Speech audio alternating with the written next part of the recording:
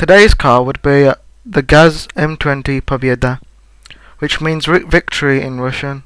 It was a passenger car produced in the Soviet Union by GAZ from 1946 until 1958. It was also licensed to FSO.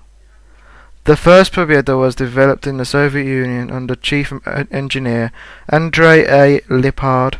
Pobeda means victory, and the name was chosen because the model's first tests were done in 1943 at Gorky Avtomobiliy Zavod, Gorky car plant.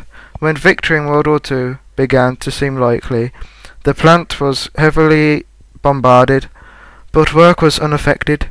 The first prototype was ready on November 6, 1944, and after it gained approval from the first production model rolled off the assembly line on June 21, 1946. This car was a successful export for the USSR, and the design was licensed to the Polish FSO factory in Warsaw, where it was built as the FSO Warszawa, beginning in 1951. A few were assembled in Pyongyang, North Korea. The Pobeda has a 2.1 side-valve straight-4 engine producing 50 horsepower and a top speed of 105 km per hour, 65 miles an hour.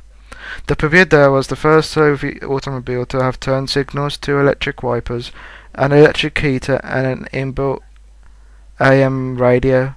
The car came to a symbol of post-war Soviet life and is today a popular collector's item. A total of 235,997 Pobedas were produced, including 14,220 cabriolets. In 1949 to 1953, 14,222 M20s were built with 4-door convertible body of cabrio coach type. But sales were poor, and the GAZ never returned to the idea of mass-producing a convertible.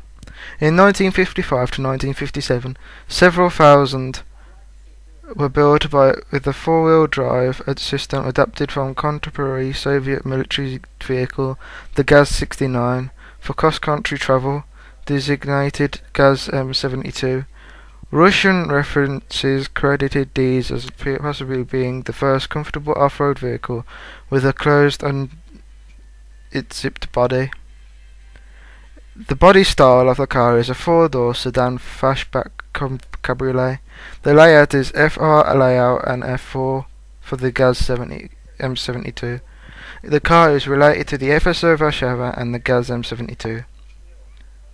The predecessor of the car was the GAZ-M1, while the successor was the GAZ-21. Thank you for listening, and I will keep up with the reviews.